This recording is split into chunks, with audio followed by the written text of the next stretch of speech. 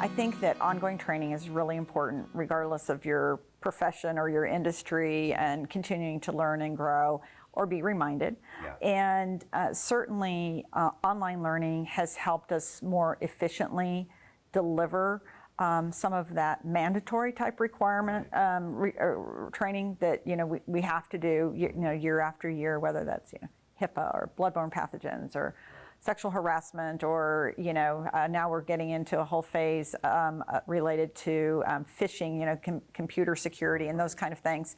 When you have 1,000 associates, some of who are part-time or PRN and may not work regularly, for them to be able to log in and do that at their convenience it really helps get people to get it done. Right. Because a lot of that, the regulators are going to come in and say, did everybody attend that training? Right. And so, if you just have to get a bunch of people together in a classroom, sometimes that can be difficult for some people to be able to do.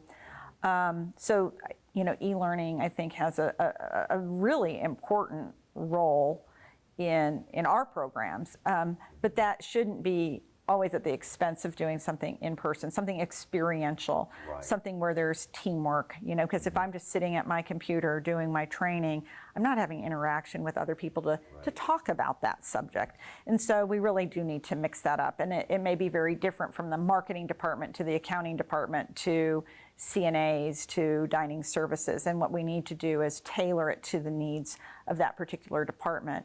And I think that anytime that we can not just challenge our associates to do better, train them, but to learn new systems to support them in being successful. And how do we as an organization train ourselves, right, to build the systems that help promote the associates being successful. So I think it's kind of almost a dual track. And so certainly when we can partner with organizations that see facilities all across the country and can share with us those observations, what are we doing well?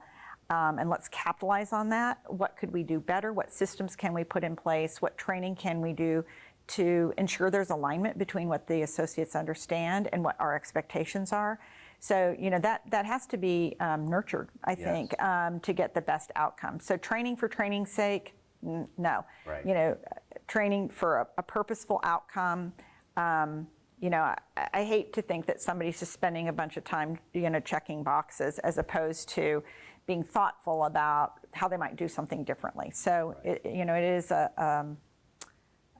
training programs should be department specific and should be ultimately tied to our annual goals and our strategic plan, and how do we elevate our performance collectively, and not just in how people perform, but how we support those who are performing.